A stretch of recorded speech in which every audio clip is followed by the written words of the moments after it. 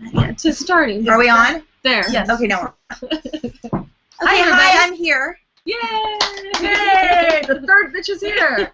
Yes, I'm the third bitch. Missed it. And I want to add in here as far as why I think we are bitches. Can I say that? Yeah. Because I think that what happens, because we're like super spiritual girls, is that people think that when you're spiritual, somehow they can roll right over you, and or that you're not fun, or that you have to lose part of your impulsivity and spontaneity and the funness of who you are when you're a spiritual being. And the reality is you're looking at 3 gnarly bitches. We're lots of fun.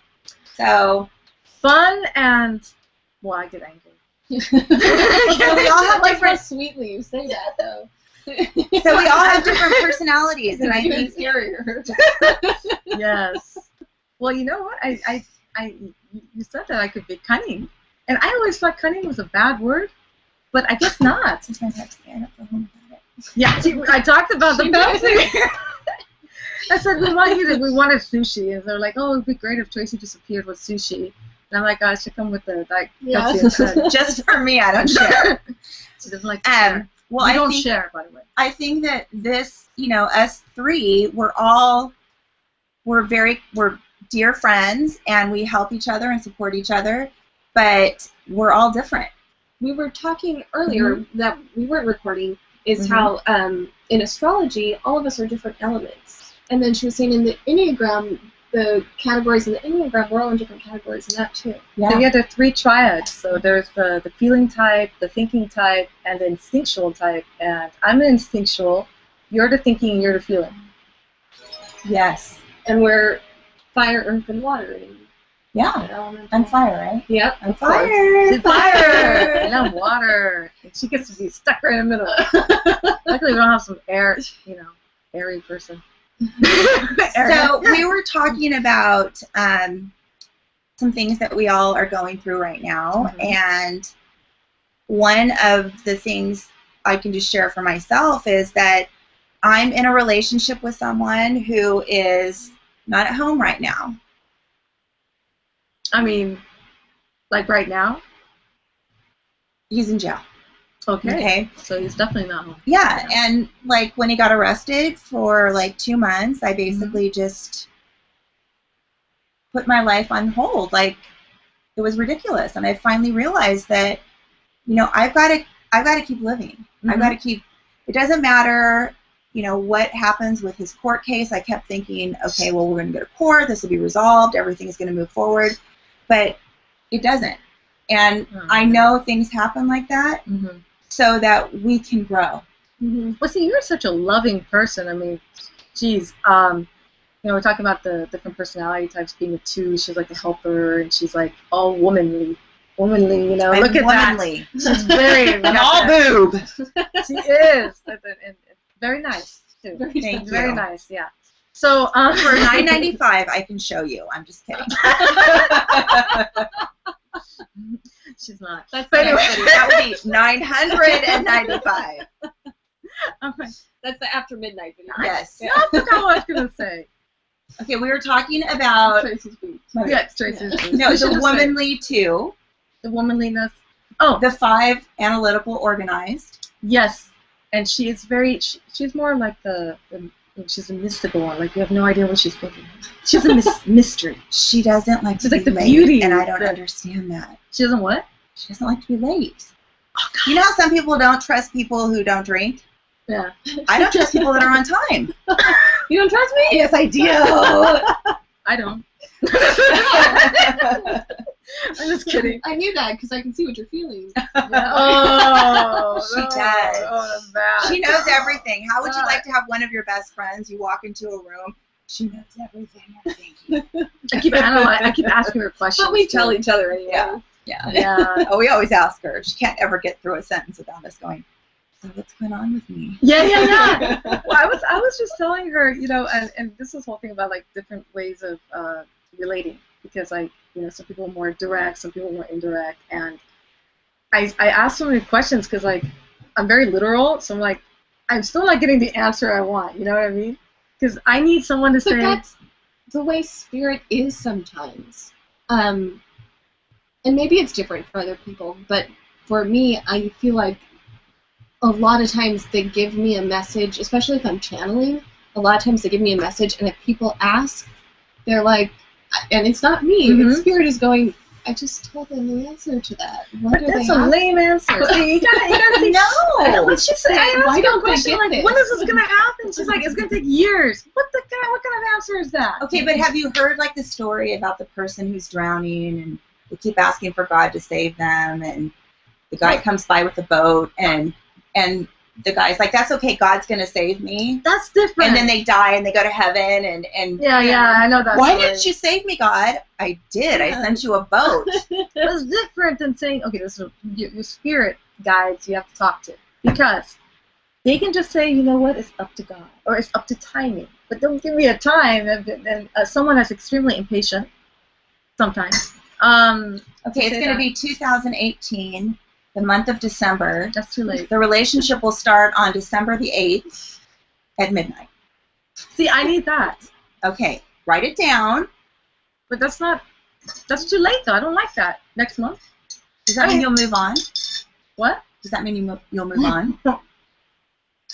Enlighten her a little bit more about that, Veronica, because I think that is... But this is not like, I mean, I'm just giving an example and everything. Maybe we can talk about, like, the situation, I don't know, like a client might be going through, I don't know. Well, let's talk about... More advice to people, like, or like me, like literal, and they don't understand certain behaviors and why you do not. Be right back. Where are you going? I'm just going to look at my phone.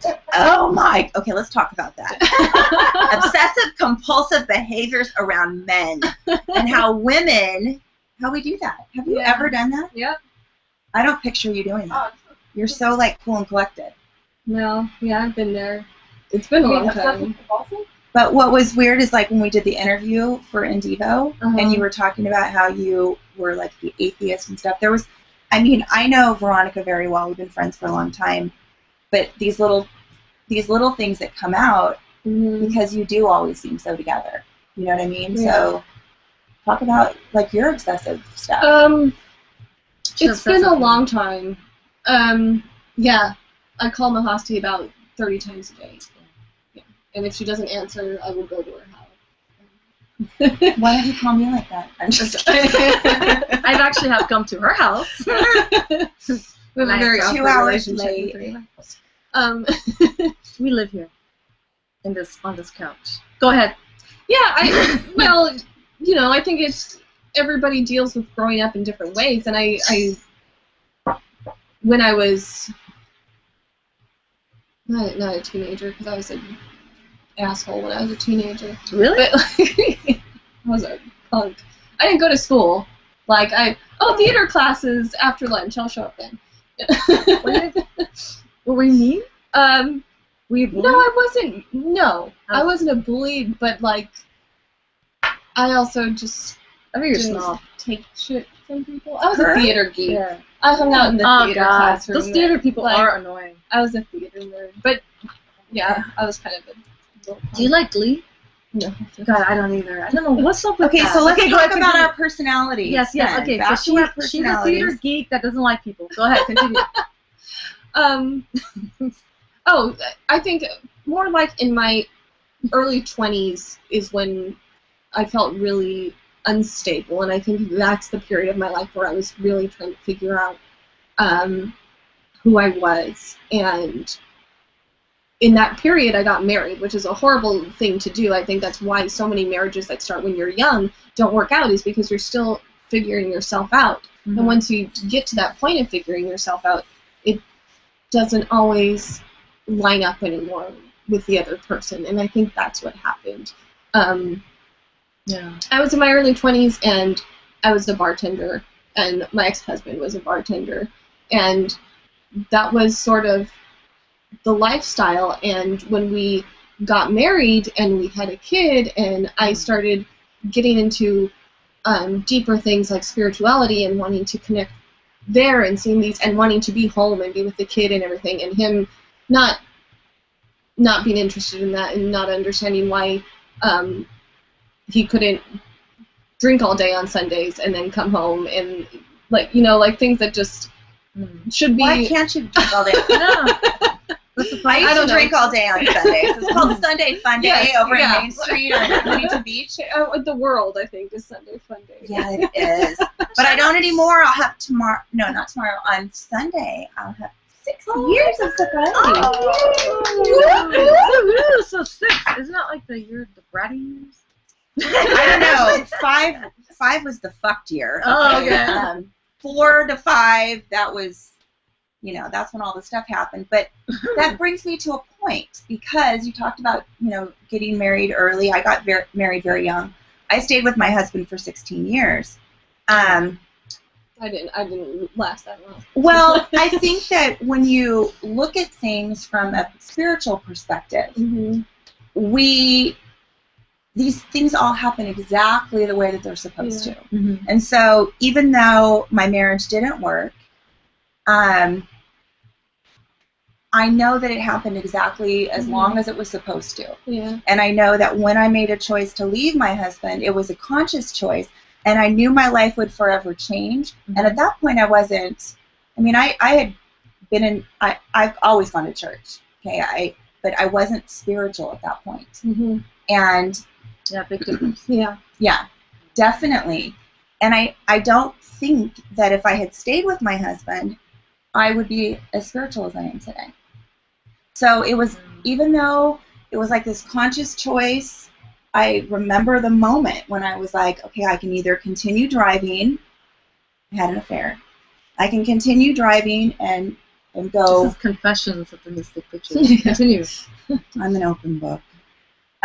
This is being broadcasted, right? Live. Yeah, absolutely. Okay, I think my ex-husband knows I cheat on him. Yeah, I know. She is awesome. Go ahead, continue. I'm worth the cheat. I'm just kidding. Yeah. I don't know if for you, but for me, it was after I split from my husband that I fell apart. It wasn't. I mean, it was toward the tail end of it, but it was really after it. Oh my God! I went batshit crazy. Yeah. I mean, everything that I knew about who I was stopped. Yeah. Because my whole life was about being a wife, being a mother, keeping up with the Joneses, a very traditional lifestyle, but I've never been a traditional person. Yeah. And I'm the one that chose the divorce. So most people think that that's the person who doesn't suffer. That person suffers more. Oh my God. The guilt. And this is really interesting because, gone through, you've gone through that, and I'm going through that kind of transition of just understanding who I am. Because I think as being women, we get more lost, and when you talk about, I don't think we're as encouraged to be who we are. We're not, yeah. Because I mean, come on, it's like men can get away with so much more, like with family events and stuff. Like, if there's like a birthday or something, my husband could be like, "No, I have to take care of something." They're like, "Okay, but if I do, my God," they get so offended. Like, how could you not? I'm like, what's the difference? Why is it that I'm being a bitch Exactly. if I can't do it? And that's why it's like, and then they talk about how like when women are independent, they're considered a bitch. So that's kind of goes into the whole thing about calling ourselves bitches. It's like, really, Well, and especially when you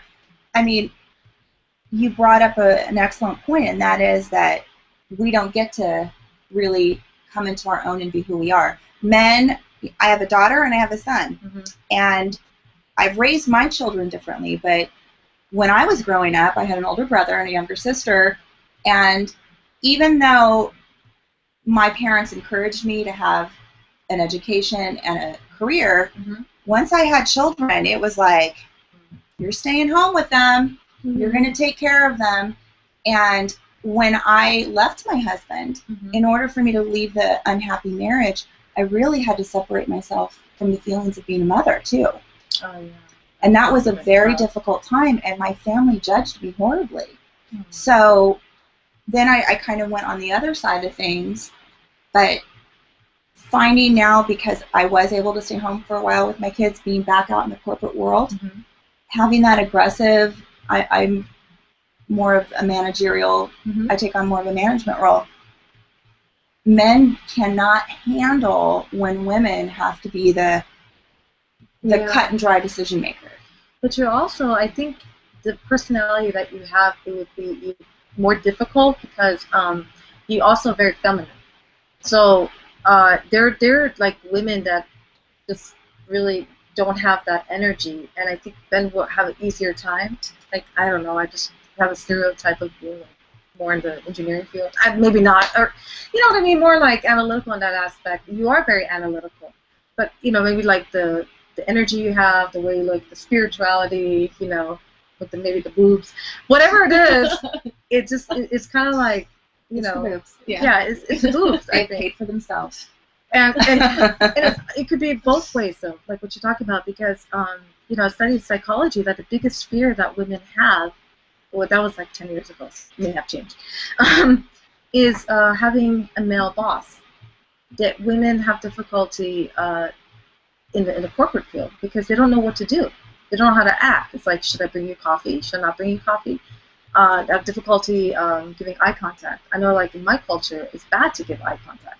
Mm-hmm. And but then, as my profession, I have to. I mean, before people will be talking to me, and I've been looking at them. They're like, you know, hello, are you paying attention? You know.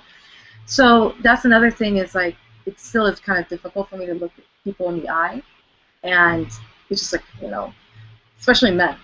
But I really had to change myself in that area. And it's funny, with men, their biggest fear is public bathrooms. You know what? I fear men's public bathrooms as well. They're disgusting. Well, I don't understand. If that's a men's biggest fear, then why do they have those kind of bathrooms? You know, I mean, it won't be scary. Like, you know, like Because you're exposing. Yeah, but they don't like. I mean, like, come on, it's like you're being exposed. They're even more exposed than we are. You know, it's like, you know what I mean? I don't want people to look at you. I feel kind of weird. I'm not mad at that. Well, my man should be very proud of what he's got. That's good. Yeah, it's too much information, but I told you I I'm would an tell open him book. that. I would tell him, I know about that. You know, speaking of that, you know, Martin Short, the actor. Yeah. Yeah. Please So don't funny. tell me he's got 10 inches. No. Well, it was so funny. But after the I don't show. care. He's not hot. No. No, he's really cool because I met him in Santa Monica, and And he whipped his dick out? No, well, he did, but not with me. Oh, So okay. what was my ex? This was your ex? Yeah, my ex, my first one. He was in the bathroom, and so he comes out, and Martin Short was with him, I guess, in the bathroom. And then me, when I see someone famous, I tend to be kind of obnoxious. Like, you're Martin Short. He's like, yes, I am. I'm like, but you're not short. He's not that short. I mean, because I'm short, so I think everyone's tall. And he's like, well, yeah, that's what the guy said in the bathroom. And then he came out, and it's like, that's exactly what Rick had said. You're not. I guess, you know, he's like, yeah, he's. Anyways, it was just weird that he made that comment to him, too. Yeah? But he was talking about something else. It's not short? I guess not. No. Martin Short, you're a lucky man. And he played in that movie, To Your Luck. Remember that? That was bad. I know. That was funny. Anyways, yeah, it was just very nice. He just appears. I come out of the bathroom, I see him. I'm like, Do you think Martin Short will promote our video because we're talking about his dick? I think so. I really do. It's all good I things. see it. And I can't say anything. Unfortunately, my ex had passed away, so you know we can't. You know, We so I can't confirm, nor do we deny. But he's not. Guy is short. well endowed. He's a stud muffin, really. He blew Rick in the bathroom. Oh wait, no. That's taking it to a whole new level. Ah, see, you gotta be careful with the women. You know, just twist things around. Yeah. Mm-hmm. Next segment, you're gonna learn some stuff about Martin Short. More than you think. Speaking of Martin Short, you're an '80s music fan, right? Yes, you can. That's the best. Do you music in remember the world. Martin Fry? F-R-Y. Who needs the moon? No. Who the heck is that? It's alternative. I like alternative music. I know Martin Gore from Depeche Mode, who is awesome. I can't remember who that was. I'm gonna have to. Robert Smith of The Cure, which is it? the most awesome man in the world. You're trying to get more people to promote her video. I want to promote Dwayne Johnson. He's in Hercules, and he's fucking gorgeous, and I love him. The movie Hercules, or the guy who played the show Hercules? Dwayne Johnson, The Rock. He's in the new movie. Hercules. Oh, that's the Rock guy? Yeah. Fuck, he's hot. No, Thor. Oh, Thor's yeah. better. Yeah. Jeremy, you like the blondes. I like the brunettes. Oh, wait, but my But he has no hair. Well, we learned that information. I always My husband is brunette. Is it blonde? What? Is it specifically blonde? Uh-oh. Or is it just what? She likes blondes, yeah. She likes Oh. white boys. Well, you know, I don't like white boys usually, but you know, but then there's exceptions of good-looking brunettes too. So I'm okay if they're good-looking. That's fine. Dwayne Johnson. How about you? Your guy is brunette. Yeah, you know what? I have two types. I have like the dirty, grungy rock star type, or the awkward, skinny, nerdy with glasses. Hopefully, you know, like just really awkward and horrible. Her guy is the rock star guy. Yes, yeah. The nerd. I think that's more of her type because I'm wondering because if you're more of the, you know, the introvert, now how would you get into a conversation with an awkward, nerdy? You would be more of the extrovert. I just love them so much. Really? Yeah, I do. You're just curious but to it go into doesn't their work. mind. I've had relationships with those guys, and it doesn't work because they are nerdy and awkward and insecure, and that insecurity is I can't handle it. I can't. I think you like that. No, I don't. It upset. I end up kind of like walking all over them because they're insecure, and it's not an intentional. It's not an intentional thing, but it eventually turns me off, I think. Well, you don't have to go to the extreme. You have like you know, like one, like the rock star and then the nerd. I mean, what about like a normal person? You're That sounds weird. She likes excitement. Of course. Hello. I'm the bad boy queen of America. The badder, the better. Yeah. Obviously. You know what's funny is that we are, in some ways, I don't know. I seem like a little mischievous and everything, but yet we're very loyal. Well, you know, I'm saying that told like everybody I cheat on my husband. you're very honest. And But you tell them, I'm too. not a cheater though. Yeah, that was that's what the I'm thing. saying. It was a very You're in a conscious bad choice to like get out of the marriage. Yeah, that was your way of getting out. But it's not like what I'm trying to say is like, you know, I consider you as a good girl. I know you do not like that. We are all yeah. we're loyal to who we are. Yeah. I'm not a good girl. Whoever we are. See, I'm trying to decide that. Who am I? What is a good girl? Because I think that goes back down. That goes back to authentic. Mystic Bitches. An authentic person to me is considered a good girl because you know what? Someone that is comfortable with their sexuality, someone that's comfortable in who they are, they know their flaws, they know their strengths. I don't have any flaws. I've got She lots of doesn't. strengths. She really doesn't. But also someone that someone's aware and confident. See, we talked about insecurity. I can't stand insecurity. Mm-hmm. And there are a lot of women that are insecure. And I have to, like, the fact is, you know, I'm a little bit cocky, but for me to want to spend time with you two, one of which is I like being around attractive people. That's one. Two, confident. Because there are a lot of attractive women that are not confident. And it's like they're jealous, competitive. I'm like, come on. You know, like, I don't know why people would be jealous of me. I look okay, whatever, but, you know, they have a lot more going on. And it's like we're supposed to be working together. It's, You know? I think the confidence that you project is what makes them feel insecure. I mean, when I'm around people that, I mean, I have insecurities. I think everyone has has insecurities. But I'm not ashamed of the things that I know are my insecurities. I'm not perfect, and I know I was joking. I mean, I know I'm not perfect, but I am. There are certain things that I accept that God has given me, and I embrace those things. And I'm very outspoken about that. And I think that initially, women can have an issue with that. Yeah. And men can too. Yeah. But Yeah. I think that after people get to know us, they start to see something that that authenticity, that realness that can then allow them to be more real. I was asking my mom, like, why some people get kind of turned off or don't like me. And she's like, because Mahastee, you just walk in and you demand attention. I was like, no, I don't. I mean, I don't realize I'm doing it, but I guess I walk in and people are talking, I totally interrupted, and I start, just whatever. And people get into the conversation. And I guess with some women, they could get jealous of that.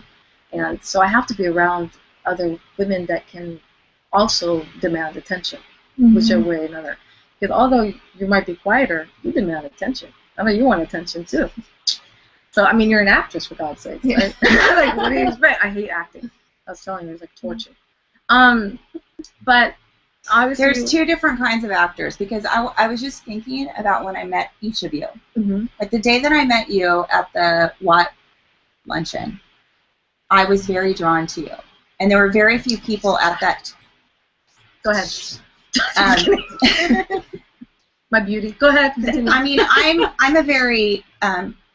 open person, but I only let certain people kind of in my world, and I knew right away that I really, really liked you, and I wanted to be your friend. Okay, yeah, me too. Right when I saw you, I was like, oh, she seems really cool, and I didn't like the table I was with. They're kind of like boring. Oh, I don't even remember the table.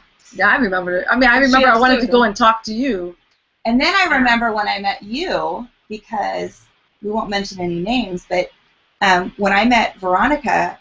First of all, I really wasn't excited about you coming in because of who referred you, right? And that person is not my kind of personality at all. And then you walked in, and I was like, oh my God, she's like beautiful, and she's hip, and she's so sweet. Like, wait. Yeah, I liked her too. I was the one to give her the heads up about you, by the way. Because I was kind of like, Yeah, and I I met talked to you right first. before Tracy got there. Yeah, well, I told her, I was like, yeah, she's a keeper. Like, she's a keeper. And I was like, I couldn't all figure out the match. But that, like, when we're talking about actors and stuff, like, there are some people that do acting because they're very talented, and there are other people who do it just to kind of find out who they are. You know what I mean? And you're just not in the very authentic category in terms of what you bring to the table. So don't hang out with those kind of people anymore. Well, that kind of it's ability. See, even as like what we do as healing, we have to be able to have empathy and be able to put ourselves in someone else's position. So, as an actor, that comes natural for you to, and then you're also an empath. So it really helps in our lives too. Like, when someone just kind of reminds me, it's like, okay, you understand this person is going through this, and this is this, and I'm like, shoot, I just like have compassion. So I think about, I'm like, but a lot of people don't even think about that. They're not even aware of it. Yeah. Everyone thinks everybody's happy. See, one thing is, I don't know that many really happy therapists. Do you know any happy therapists? No, because we have gone through a lot, so we can emphasize. But at the same time, I hear like all this stuff all the time, and how much people are suffering, and they really are suffering. Like, whatever it is, it could be something small, it could be big, but it's big for them. So we're always dealing with our insecurities and all that stuff. And but I'm glad that I have the ability to do that. I mean, it helps me in my life, and my career is what got me to be able to have those skills. And so, like you're talking about how you shifted, you became spiritual and everything. You had to go through that experience with your husband, right? And have the be focused on the more materialistic and have the perfect family and everything to realize, hey, I still feel empty. I think you went through that existential crisis, right? It's usually, I mean, a lot of like the top speakers, they had that. I mean, like Dr. David Hawkins, he was the #1 psychiatrist in the United States. And he was doing great. He put that all aside, and he's like, he had to live in a little apartment for like a couple of years to have peanut butter and jelly with Diet Coke. That's my life right now. Yeah, he chose that, but like, but I you know, didn't choose it. you did it, and we were talking about resistance and Mhm. how, like Veronica earlier, she was saying that she helps people kind of overcome that. And I was like, what the heck is wrong with us? Why are we so resistant? That is such an important thing. Yeah. Such an important thing, Mm-hmm. because the longer you resist, the longer you stay in it. And Yeah. it just sucks. And that's, where I've had to. And it doesn't just stay there; it gets harder. Mm-hmm. That sucks. Yeah. And sucks if you, ass. It does. But I have to say that even, with all of the spiritual stuff that we do, and we have this support for each other, I didn't think that I would handle things the way that I've handled them, like, over the last year and a half. You've done well. See, I don't feel like I have. I felt like Really? I got way too stuck in holding on to my business and holding on to believing that someone was going to take responsibility for what they were doing to me and my family. And had I let go. I think, though, that the reason you got stuck in that was because that's the type of person you are, is believing, somebody's going to come around and somebody's going to step up, and believing in people and being good people, because that's the way you are. Yeah. Right? And so you expected the same of other people. Yeah. See, I'm the opposite. Like, it's like the other way around for me. Like, being around you guys has given me hope in people. But generally, I don't trust people, and I and so it's like, this has really thrown me off in the fact of, like, oh, should people still stay, and they actually, are there, and, they really care and all that stuff. So, and I just have to say, see, that situation maybe you were focused on, but you handled the second situation really well, and it helped me, because somebody had to be stable about that, and I did not handle it very well. It's just like, it killed me, because I was like, I felt betrayed and all that, and so then you were like really, really cool about that. And you're like, all right, Mahastee, that's what happens when we get to move on, we get to do this. I'm like, dude, that's what I'm saying. You handle it very well. Well, I think it came from the whole process of her guardian angel, because I had to. I mean, I had to go through a lot of work. I mean, we just talked about my divorce. My divorce was minor in comparison to the emotional stuff that I was dealing with the business. It's kind of interesting, like, with business, you think, how could it be so emotional? I mean, money itself, oh my God, like, I mean, when I notice, like, my money has dropped, it just, like, it triggers me, like, I disassociate, and then think about, like, dealing with business partners and oh my God, Well, I think that, we're having that workshop tomorrow, and I think that really is the whole point of it, is that I found my passion. I found the thing in life that I believe that God brought me to this planet to do. And because of that, I identified that work with that business. But my work doesn't change just because it goes with exactly. Yeah. And that was something that it took me a long time to deal with. And Veronica and Mahastee, had I not had them, I don't know if I would have continued pursuing my passion. When you came and you cut the cords for me, and you were able to give me so much belief in myself, because you believed in me, that I was able to kind of get out of bed and start dealing with life again, and believe that the things that I was most proud of in that business were going to be able to continue and go forward. And even if the business wasn't where it was going to happen, the reality is, had I stayed in the business, the full vision may never manifest. Yeah. So, also a big issue I think that we're dealing with is being women and having a business. And I don't know, I've noticed, like, spiritually, there are a lot more men that have advanced than women. And part of the reason is that, women have children, they have families that we have to tend to. why men can do that. But like I kind of feel like, okay, so I don't have children going on that path, but yet feel kind of guilty of, doing that, like putting that focus on spiritual growth and everything. And I think both of you have to, your power. I wonder how you feel about this. We're talking about like life purpose and passion and all that. You both are extremely powerful and having such an impact on the world. But, you have to kind of hone it in too. And how do you deal with that? Or is it something that you regret, or do you want to go out there and shift the world, or is it difficult for you or no? Or the balancing?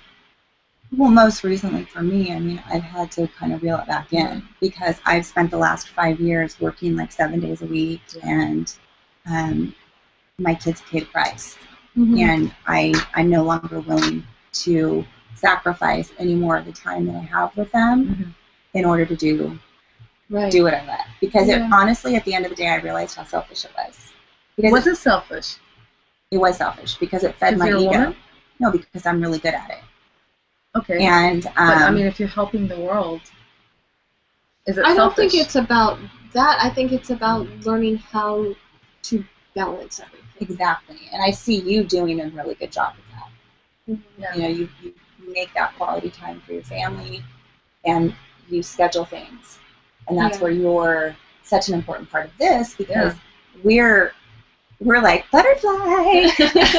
Well, actually, I think she's holding it in a little bit too much. I think that you could be going out there a lot more, and that has kind of restrained you. But if that's what you want, like we're talking about like being selfish and everything. Like if you're a guy, would you think that way? Well, here's the thing.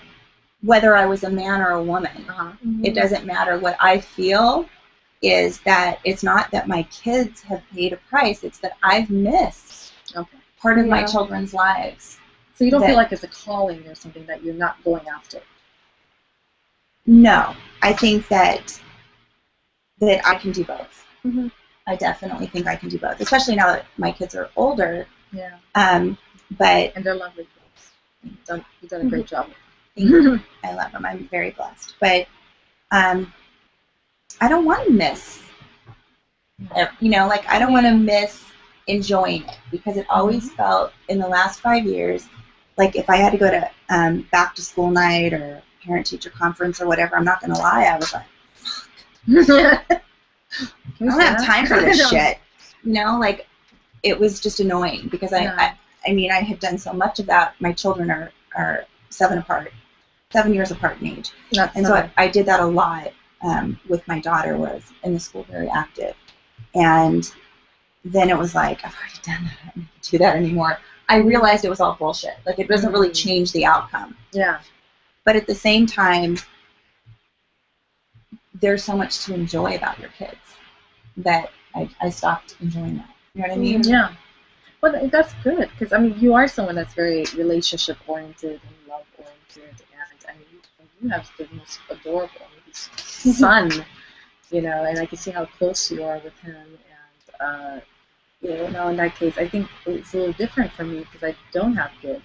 I look at even like my dogs, like it's too much work sometimes, It's like, oh man, do I have to walk you? Jeez. Can't you need water? Out there? Go out, water, or, Yeah, I'm not gonna lie, there are days I think, why do I even have kids? I love you guys. My children are my life, but that's how I wonder about many people. Why do they have kids? But that's a whole different thing. But too many people in the world. I envy people that don't have that responsibility. Yeah, I do. I would envy me too. I in some ways. With Jeremy, he wants to have kids, and no, he can't. We need you. I'm just kidding. And that is my thought. Like, I've told him, I feel torn between. I really do love children, and I love working with children and being around them. And if I see a little kid, I just want to grab them and hug them and kiss them. I love kids, but at the same time, in my head, I'm like thinking, okay, by the time we have kids, Achilles is already going to be at least 10 years old, and I'm going to have to start all over and do this Well, he can help all you. over again. Well, you know, Yeah, if you but- wait a few years, it's good because there is a downfall. Exactly, the whatever that was said it. They call it a 7-year itch, and I think the issues that possibly I've gone through is that kids. It's not a good idea to have kids at the beginning of the relationship. It's a couple years they have to be married so you can really get to know each other, and then. But then after a while, there's like nothing to focus on, and we start focusing on each other, and kids kind of distract us and keep the relationship going. Like if you don't have kids, you have to have like a project or something, because then it's like you feel kind of empty, and there is a lack of love. I mean that family thing is something that right now I'm missing. You know, I'm like, God, I wish I did have kids. Like before, I was like, it's too much work, but it's like it's my envy of people that have kids. And so I'm drawn to people that have kids to want to hang out with them so I can vicariously feel that love. It's a different kind of love, you know. Well, I think that, you know, having had my kids 7 years apart, I will say this, that I don't care what anybody says, children absolutely change your relationship. Yeah. It completely changes your relationship. Even, like, you know, I have full custody of my kids, and I'm with someone who has a 2-year-old. And we have much more freedom than if we were to have a child together. Yeah. Because neither of us really have co-parents, but it's there is still a little bit of, you know, they can go to moms or they can go to dads. Yeah. But when you have them together, then it becomes a resentment if the other person's not being respectful. And you never really know what it's going to be like until you have one together. Because, you know, like, Jeremy probably does tons of stuff with Achilles. But at the end of the day, we take more responsibility for our own children. Right. But I can tell you right now, if Ryan and I had a child together, I'd be like, oh, hell no. You put him to bed. I'm not going to do it. That's true. And I think that there's only one thing that will resolve this. We must get you a nanny. Yes. Then it changes everything. And that's like even with me, because I have Riley. And I think, okay, like, we need to have a nanny. You have to be careful, though. I think of the what was that? The hand that rocks the cradle. Okay, that's like the extreme. I'm sorry, like that. But they do have like these. You need to have someone you can trust, and it's really helpful. No, but just can you imagine, like, you get to sleep in, and then you get up, and like coffee's already made, and you know, like, you get to sit down and actually enjoy your kids. Do nannies do that? I Mine need to have a nanny. I like to have a nanny for so yourself. someone can just do that for me. Yeah, I think I just need a sugar daddy. No, sugar daddy that can provide a nanny or a butler, a good-looking butler. All right, I think that's what we should do. That's what we need. Yeah. I need a male nanny that will feed me and give me coffee, and that's nice to look at. Can you provide that for me? I'm sure you could find that somewhere. I honestly, the internet has everything. No, I don't go through all that. It's too much effort. Let's focus on igniting our passion. It's already happening a little too much. That is your passion. Yeah. The nanny. The nanny. You should make the episode, right? That would be a really good show. The hot nanny.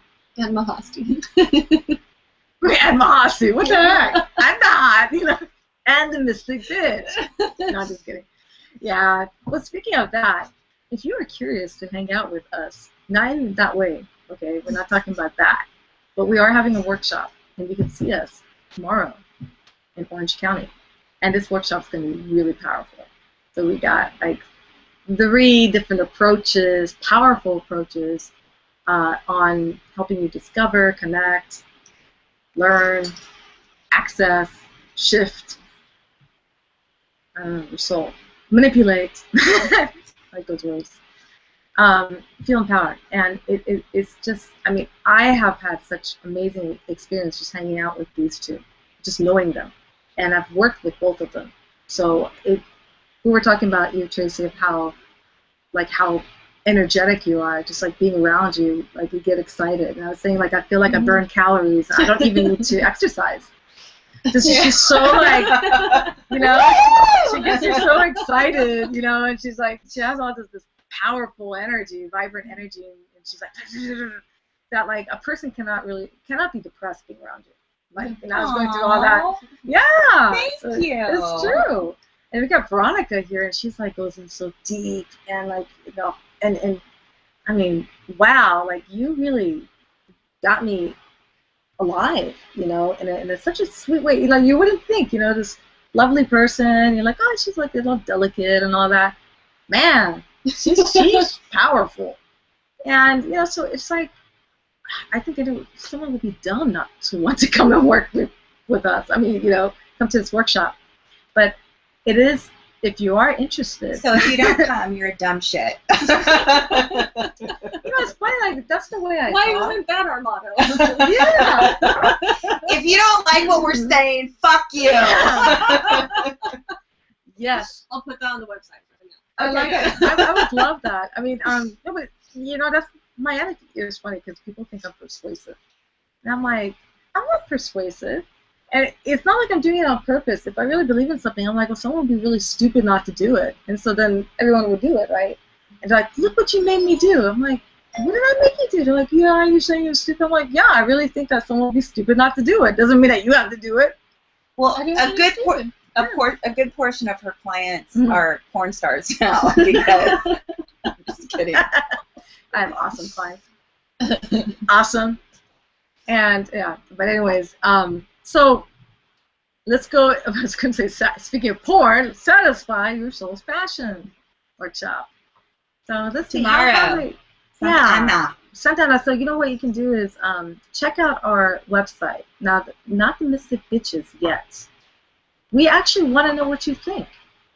Can you like give us some comments about what we're discussing and what you'd like us to discuss? And how offended you were by everything we talked about. No, Tracy's not going to show her cleavage. Be offended, then you'll just have to come in on the show when I'm not here. I've got no filter. We're gonna have Athena. No, we're not bringing her back. I get ya. Now she's the fourth bitch. She doesn't always appear, and she's actually a bitch. She's a hot bitch. She has a great smile. She does. We aspire to be a big smile. Yeah. Oh my goodness. Yes. So, thank you so much for listening to our segment here. And I'm Mahastee. I'm Veronica. And I'm Tracy. And we are the Mystic Bitches. And our website is fulfilledselfinstitute.com, and that will have all the information about us and the services we offer and the event tomorrow. Have a great day. Bye. Stay cool, my friends. Stay bitchy. I had to turn this up. Ciao.